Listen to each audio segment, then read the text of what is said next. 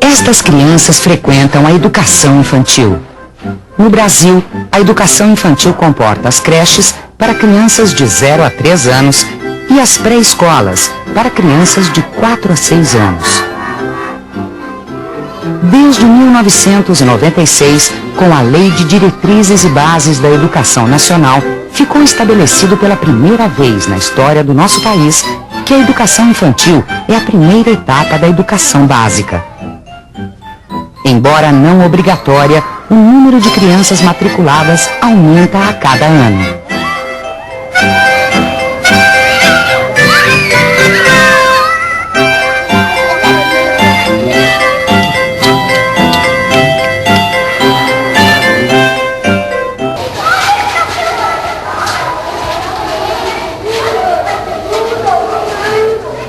Há uma ideia, né, equivocada de que as crianças, porque são pequenininhas, deveriam aprender coisas muito simples, coisas muito repetidas, coisas muito fáceis, né?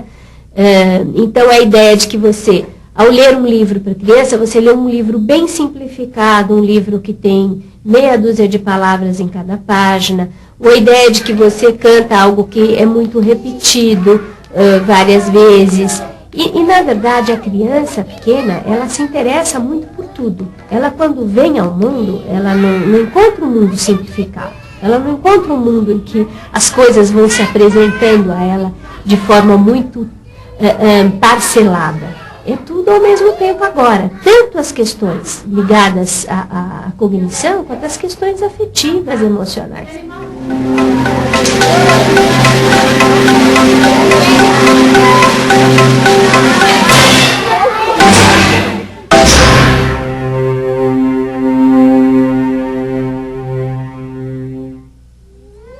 No Brasil, antes da Constituição de 88, as creches eram vinculadas aos órgãos de assistência social ou de saúde.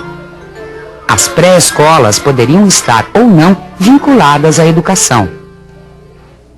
A Constituição de 88 sinalizou a passagem das creches e pré-escolas para a educação. Depois, em 96, a Lei de Diretrizes e Bases colocou claramente que as crianças de 0 a 3 anos seriam atendidas em creches, que fariam parte do sistema de ensino.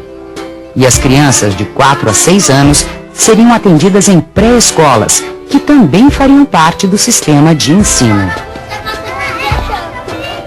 Em 1998, o Ministério da Educação lançou o Referencial Curricular Nacional para a Educação Infantil como parte de um esforço para estabelecer parâmetros e referências para a educação infantil no Brasil. O referencial veio sintetizar uma prática pedagógica dispersa no país, e ele é fruto de uma discussão que envolveu por longo tempo os profissionais ligados à educação infantil. Embora a gente esteja num país onde não é obrigatório, não é impossível o governo federal estabelecer um currículo obrigatório, o governo federal tem por obrigação estabelecer metas, estabelecer orientações gerais, e tem muito peso essas orientações, né? Elas influenciam o mercado editorial, elas influenciam a formação de currículos, a formação de professores. Eu acho que uma ideia básica que, de certa maneira, perpassa o referencial é que o professor, ele não é um profissional manual, ele não é um profissional das mãos, ele é um profissional intelectual. Tudo que acontece a partir da sua ação, acontece a partir da reflexão. A importância maior do referencial foi ter colocado em discussão a questão do currículo para a educação infantil, né, que esse era um assunto que não era muito tratado, não tinha muito debate em cima disso, não havia muita pesquisa, enfim. Então, acho que o fato do MEC lançar isso é como se ele tivesse colocado uma cunha.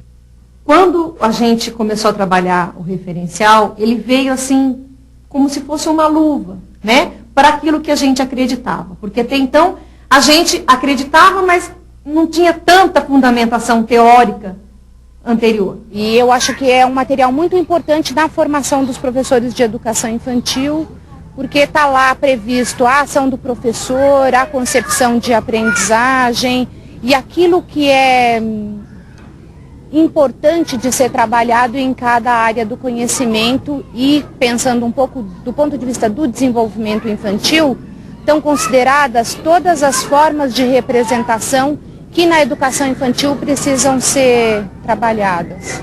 E ele, na verdade, representa um pensamento, né, pedagógico, um pensamento educacional que circula no país. Ele é meio que uma condensação de uma pré-escola e de uma educação infantil mais avançada, digamos assim. Toda sala tem sua rotina organizada. Ela se diferencia um pouco por questões de organização de horário de lanche, né, organização de horário de vinda à biblioteca, né, quer dizer, e até do próprio parque. Mas basicamente todo mundo tem as mesmas coisas. Nós fazemos a rotina, né, calendário, chamada, escolha dos ajudantes do dia. Todo dia tem essa rotina, uma coisa já que eles mesmos cobram, né? Nós chegamos, já tem que fazer isso, tem que fazer aquilo, eles já têm essa rotina. Depois tem uma roda de conversa. É uma roda de conversa, uma conversa, né? Uma situação de aprendizagem onde a criança vai aprender a conversar, né? A expor suas ideias, a argumentar, fazer perguntas. E o professor, nesse momento, ele tem o papel de participante, de evocador de lembranças, de costura dos assuntos, de ajudar a criança a dar continuidade de um assunto ao outro, participando. Depois da roda de conversa, nós temos o trabalho diversificado, onde nós montamos cantinhos. Cantos, a gente chama de cantos, né? De jogos simbólicos. Então, onde ela vai colocar para fora tudo o que ela pensa, o que ela sabe daquele mundo adulto.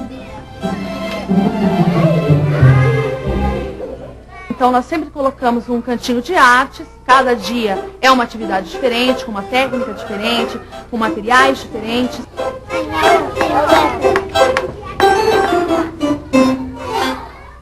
Eles sozinhos vão fazendo, tem autonomia. Só que ninguém fica sem fazer nada. Todo mundo fazendo alguma coisa.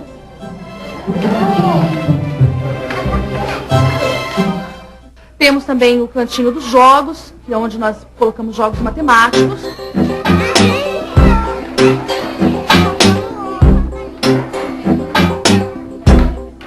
Temos o cantinho do jogo livre, que seriam mais jogos lúdicos mesmo. E temos o espaço externo da sala, onde as crianças brincam com bola, corda. Cada dia é um objeto, um instrumento que eles utilizam.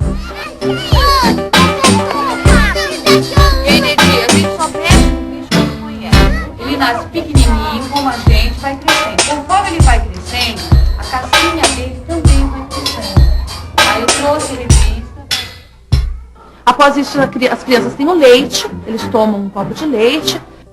Depois tem o horário do parque. Eles ficam em torno de meia hora no parque. Em todas as unidades daqui, dessa região, enquanto duas salas ou uma sala está na merenda, a outra está no parque. Depois troca. Depois da volta do parque tem, né, arrumação, beber água, lavar a mão, toda a parte de higiene. Depois nós temos o momento da história, que ou o professor conta, tem dia que é o professor que conta com livro, depois o professor conta sem livro, outro dia é a criança que conta, então ela se prepara para contar para os amigos.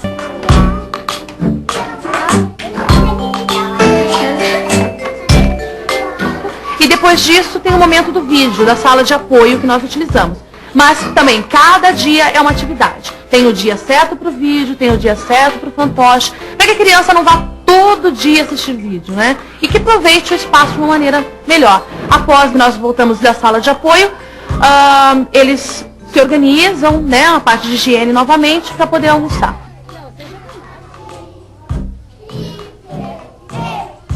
Uma atividade que também faz parte da rotina das escolas de educação infantil é a formação continuada. A gente tem que fazer a formação em serviço, então as escolas têm que criar estratégias de achar um tempo na rotina, seja uma vez por semana, uma vez cada 15 dias, no período oposto que o professor trabalha, ou no mesmo período, para que haja uma discussão constante da prática de sala de aula à luz de teóricos ou de leituras que porventura os professores forem fazendo.